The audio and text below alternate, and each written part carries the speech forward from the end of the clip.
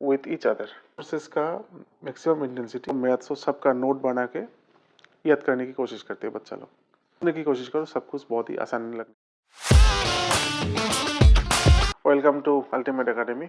लोग ठीक है, पढ़ रहे ठीक से कर में। तो आगे बढ़ते हुए हम इंटरफेरेंस रिलेटेड ही अगला क्वेश्चन देखते हैं, जिसमें इंटेंसिटी वाला क्वेश्चन है। देखो क्वेश्चन क्या है। N identical waves each of intensity I not interference with each other. कितना सोर्सेज है? एन सोर्सेज है। सभी एन सोर्सेज का लाइट क्या हुआ, एक साथ इंटरफेयर किया, इंटरफेरेंस हुआ। The ratio of maximum intensities if the interference is coherent and non coherent. इसमें दो तरीके से इंटरफेयर हुआ। एक बार कैसा था, फर्स्ट केस में कोहेरेंट था, सभी सोर्सेस कोहेरेंट, माने सभी का फ्रीक्वेंसी, वेवलेंथ, फेज भी सेम या फिर फेज डिफरेंस भी कांस्टेंट। कोहेरेंट का मतलब है कि सभी का फेज सेम या फिर कांस्टेंट फेज डिफरेंस। और दूसरे में है कि नॉन कोहेरेंट, इसमें फेज भी अलग हो सकता है, फ्रीक्वेंसी भी अलग हो सकता है। एन सोर्सेज है। कोहेरेंट सोर्सेज अगर इंटरफेयर किया तब कितना maximum intensity, non coherent sources interfere किया तब कितना मैक्सिमम इंटेंसिटी, और इन दोनों मैक्सिमम इंटेंसिटीज का रेशियो हमें ढूंढना है। आया समझ में? ये है क्वेश्चन का मतलब। तो देखो फर्स्ट केस में जब सोर्सेस कोहेरेंट था तो ज्यादा कंस्ट्रक्टिव था,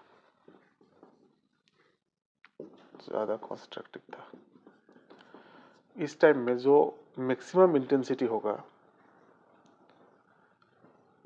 हर एक सोर्सेस का इंटेंसिटी कितना था, आई नॉट। तो मैक्सिमम इंटेंसिटी होगा, एन सोर्सेस था तो ये एन स्क्वायर आई नॉट, ये आप लोगों ने पढ़ा होगा। एन सोर्सेस का maximum intensity N square I not coherent के time. Second case non coherent,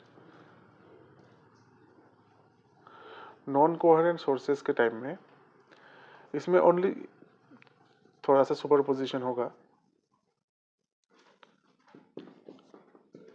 इसमें जो आई मैक्स है, मैक्सिमम इंटेंसिटी है, वो आई नॉट इंटू एन होगा।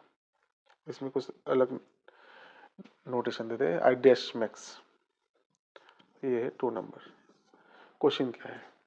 The ratio of the maximum intensities if the interference is coherent and non coherent, माने coherent to non coherent, माने ratio जो है वो maximum intensity of coherent divided by maximum intensity of non coherent. कितना आया? N square I not, N I not cancel, N कितना आया? N. तो कौन सा ऑप्शन रहेगा हमारा? ऑप्शन रहेगा डी। ठीक है, तो डी को हमने लॉक किया। तो देखो क्वेश्चन एकदम आसान है। अगर आप लोगों का पढ़ने का तरीका अगर सही डायरेक्शन में है तो आप लोगों को आसान ही लगने वाला है। लेकिन ज़्यादातर क्या दिखा जाता है कि फिजिक्स हो, मैथ्स हो, सबका नोट बना के याद करने की कोशिश करते हैं बच्चा लोग।